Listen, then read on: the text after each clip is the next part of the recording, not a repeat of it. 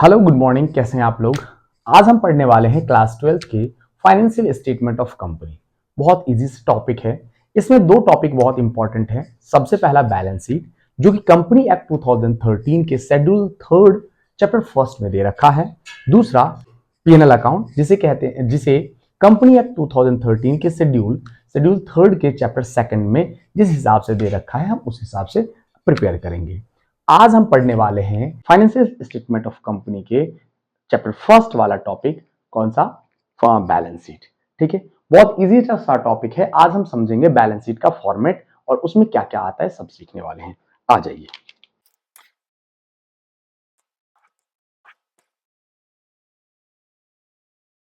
ये है बेटा बैलेंस शीट का फॉर्मेट, जिसमें लिखा जाता है सबसे पहले पर्टिकुलर, फिर नोट टू अकाउंट, फिर अमाउंट। याद रखना, करंट ईयर प्रीवियस ईयर आप दो कॉलम बना सकते हो। यहां पर अमाउंट के बदले में करंट ईयर भी लिख सकता हूं। ठीक है, ये छोटा सा फॉर्मेट है। पहले हम बैलेंस शीट जो पढ़ते थे वो हॉरिजॉन्टल फॉर्म में होता था, अब वर्टिकल फॉर्म में होता है। पहले होता था लायबिलिटी अमाउंट, असेट्स अमाउंट। अब होता है बेटा इक्विटी एंड लायबिलिटी, फिर आपका आता है असेट्स आता है। ठीक है, ऐसे इस फॉर्मेट में रहता है। हम कोशिश करेंगे। एक्चुअली क्या होता है कि इस चीज के जितने भी इसमें आएंगे, उसके जो सब हेडिंग वाले टॉपिक होंगे वो मैं इधर लिखता, लेकिन हमारे पास बोर्ड जो है वो छोटा है, स्मार्ट बोर्ड है नहीं जो मैं छोटा कर दूं, जूम कर दूं, ऐसा कर दूं। बस आप लोग फॉलो करते रहें। हम भी बहुत जल्द ही स्मार्ट बोर्ड के साथ आने वाले हैं।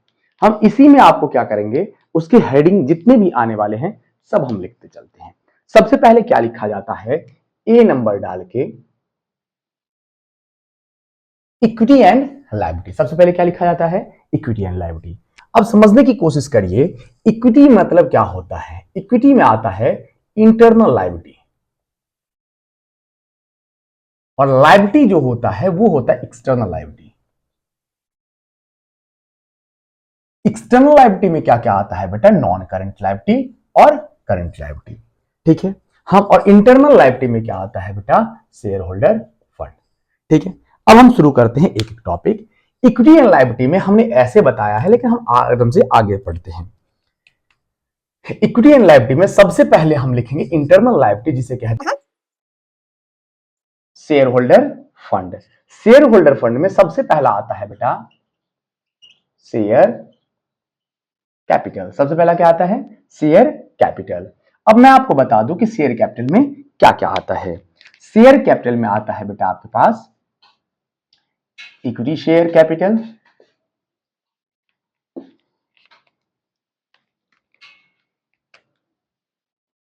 Preference share capital.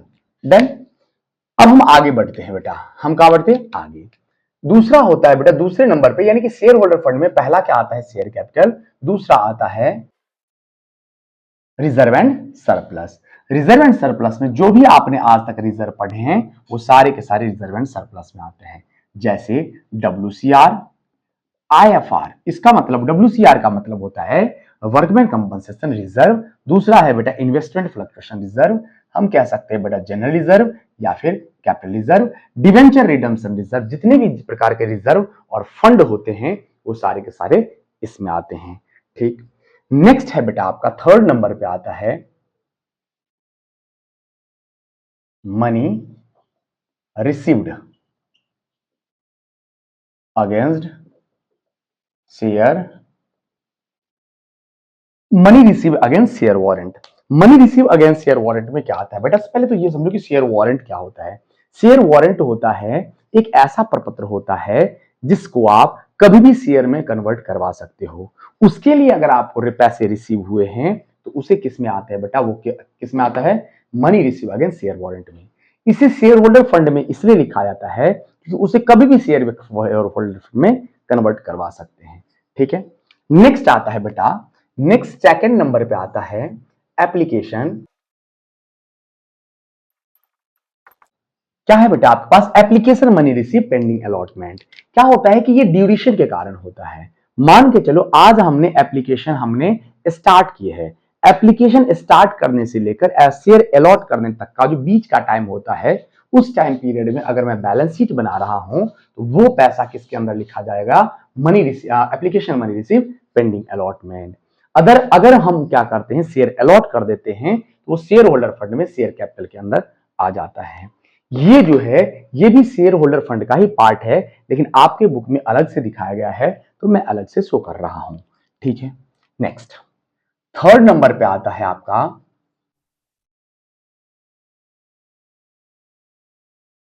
Non current liability. Non current liability में सबसे पहले नॉन करेंट लायबिलिटी क्या होता है, जिसकी टाइम पीरियड जो होती है बेटा, पीरियड वो क्या होती है बेटा, मोर देन 12 मंथ, है ना, उसे क्या कहते हैं बेटा, नॉन करेंट लायबिलिटी कहते हैं। नॉन करेंट लायबिलिटी में सबसे पहला आता है बेटा long term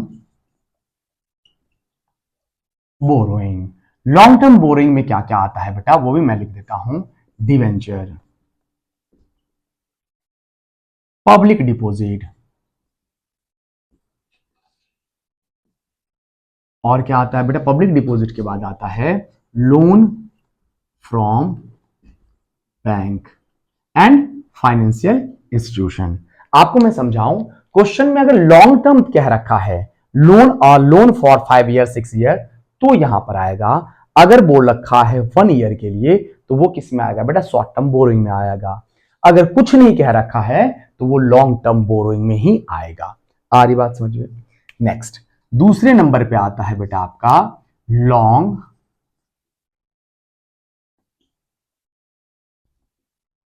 long term provision. Long term provision आता है बेटा, क्या दूसरे नंबर पे क्या आता है बेटा, लॉन्ग टर्म प्रोविजन। वो प्रोविजन जैसे एफडी वगैरह हो गया, लंबे समय के लिए बनाया जाता है, वो किस में आता है बेटा, लॉन्ग टर्म प्रोविजन में आता है। जैसे कि provision for repair and renewal, ये किस में आता है बेटा, आपके पास लॉन्ग टर्म प्रोविजन में आता है। क्या आता है, provision for repair and renewal, यानी कि रिपेयर करवाने का, रिन्यू करवाने का जो खर्चे के लिए हम प्रोविजन बनाते हैं, वो लॉन्ग टर्म प्रोविजन में आता है। Third deferred, deferred tax liability. Deferred tax liability क्या है, difference between the actual income और taxable income is known as deferred tax liability. हम आपको डेफर्ड टैक्स का और डेफर्ड टैक्स लायबिलिटी का और डेफर्ड टैक्स एसेट्स के बारे में भी हम बहुत जल्दी आपको समझाने वाले हैं, डीपली समझाने वाले और बहुत सारे क्वेश्चन करने वाले हैं, इसलिए इस टॉपिक को अभी रहने देते हैं। फोर्थ फोर्थ होता है अदर नॉन करेंट लायबिलिटी। इसके बाद आता है other non current liability. Other non current liability में क्या आते हैं बेटा, वो चीज आता है जो लॉन्ग टर्म बोरोइंग और अदर नॉन करेंट लायबिलिटी में अंतर है। ध्यान से देखो, दो चीज होता है, एक तो होता है लॉन्ग टर्म लायबिलिटी, एक होता है long term borrowing. Long term borrowing का मतलब होता है किसी से उधार लेना, यानी कि पैसे लेना, और लायबिलिटी दोनों आ जाते हैं। लायबिलिटी में क्या होता है, जैसे कि हमने अगर बाइक किस्तों पे ली है, तो बाइक अगर हम किस्तों पे लेते, इंस्टॉलमेंट पे कर रहे हैं, तो ये जो ईएमआई वगैरह जो होता है, वो हम कैश में नहीं लिया। जैसे कि मान के चलो हमने बाइक ली, तो बाइक हमारा सीधे ही फाइनेंस करवा दिया जाता है, हमें कोई कैश नहीं देता है, तो वो लायबिलिटी में आ जाता है। अगर हमें कैश मिल रहा है, तो वो बोरोइंग में आता है। आ रही बात समझ में। आगे चलते हैं, ये होगी आपकी लायबिलिटी। इन सब का टोटल इधर लिखा जाता है ना। फिर इसके बाद चौथे नंबर पे आता है बेटा करंट लायबिलिटी। चौथे नंबर पे क्या आता है, करंट लायबिलिटी। करंट लायबिलिटी में सबसे पहले नंबर पे आता है बेटा सेम टू सेम ऐसा ही, जहां आपने लॉन्ग लिखा है वहां पे शॉर्ट कर दो,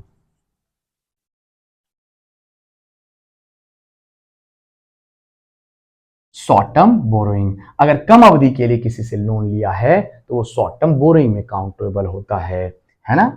चलिए दूसरा, शॉर्ट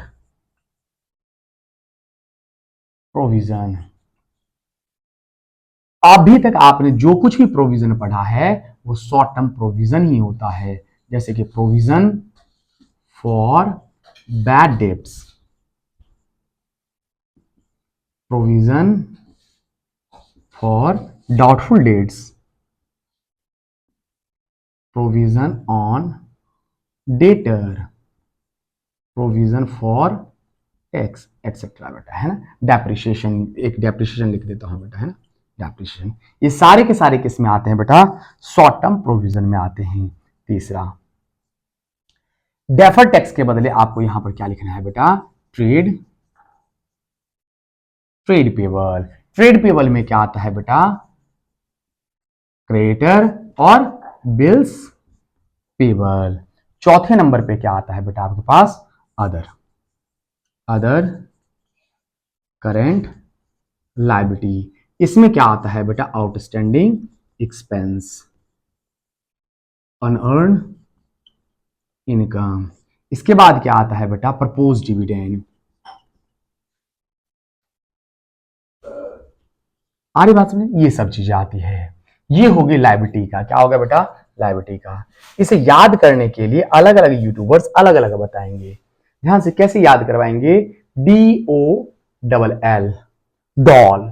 फिर इसके लिए क्या बताएंगे बेटा, TOSS। आप भी याद कर सकते हो, मैं ऐसे समझाता हूं। Long term borrowing, long term provision, deferred tax liability, other non current, फिर शॉर्ट टर्म बोरिंग, फिर उसके बाद टोटल कर दिया जाएगा। उसके बाद लिखते हैं बेटा असेट्स, बी नंबर डाल के क्या लिखते हैं बेटा, असेट्स। असेट्स में आता है सबसे पहला जो आता है वो आता है बेटा non current assets. Non current assets, उसमें पहला नंबर आता है बेटा फिक्स असेट।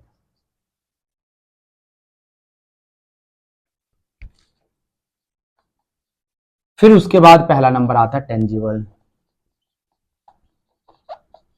टेंजिबल असेट्स में क्या आता है बेटा, plant and machinery, land and building, furniture and fixture, है ना, ये सब चीजें आती है बेटा। मोटर कार, जो भी चीज, जो भी संपत्ति जिसे आप देख सकते हो, छू सकते हो, वो टेंजिबल असेट्स में आता है। बी नंबर डाल के आता है बेटा इंटेंजिबल।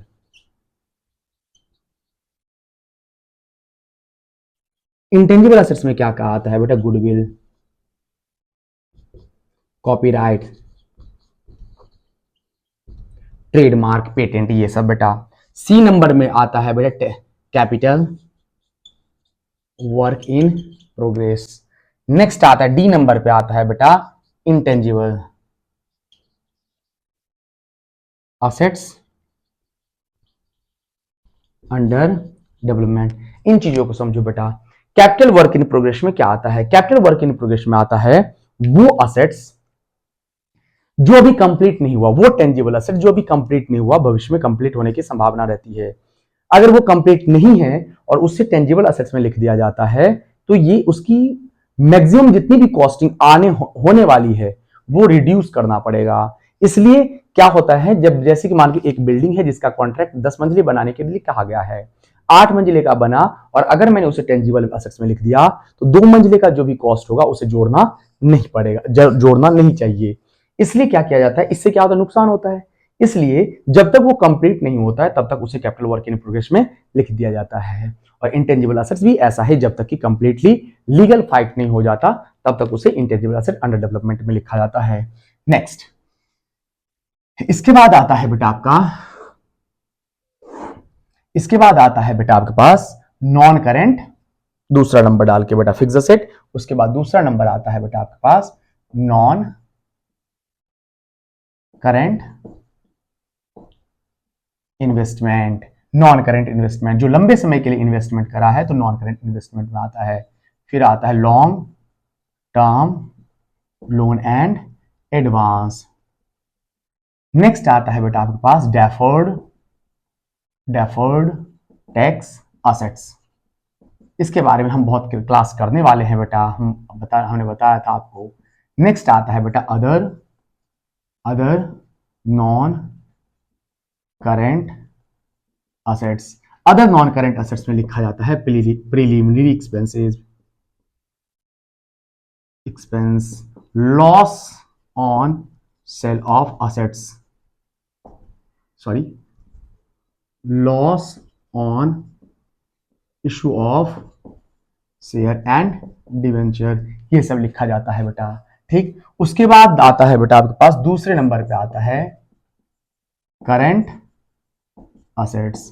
करंट असेट्स में लिखा जाता है बेटा करंट असेट्स, क्या लिखा जाता है, current assets. Like inventory.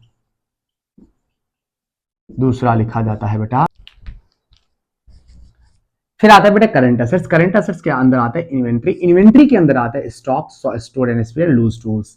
Trade receivable के अंदर आता है बेटा डेटर और बिल्स रिसीवेबल। फिर आता है शॉर्ट टर्म लोन एडवांस। इसके अंदर बेटा कम समय के लिए अगर लोन लिया है वो क्वेश्चन में गिवन होगा, वो इस यहाँ पर आता है। फिर है short term investment. Short term investment का मतलब है कहीं पर शेयर डिवेंचर खरीद रखा है लेकिन कम समय के लिए, शेयर ही जरूरी, शेयर तो लॉन्ग टर्म के लिए होता है लेकिन कहीं पर इन्वेस्ट कर रखा है कम समय के लिए, तो वो शॉर्ट टर्म इन्वेस्टमेंट में आता है। कैश एंड कैश इक्विवेलेंट फिर आता है। कैश एंड कैश इक्विवेलेंट में क्या आता है बेटा, कैश आता है, बैंक आता है, मार्केटेबल सिक्योरिटी आता है। फिर आते हैं करंट असेट्स। करंट असेट्स के अंदर क्या आता है बेटा, आपके पास आता है प्रीपेड एक्सपेंस, फिर आता है एक्रूड इनकम, ये सब चीजें आती है बेटा। ठीक है, फटाफट इस को स्क्रीनशॉट ले लें, और आपको वीडियो बेनिफिशियल लगा हो तो चैनल को सब्सक्राइब करें, बेल आइकन जरूर दबा दें और ज्यादा से ज्यादा शेयर करें। मिलते हैं अपन नेक्स्ट वीडियो में नेक्स्ट क्वेश्चन के साथ। बुक के ही क्वेश्चन करेंगे अपन। ठीक है, धन्यवाद।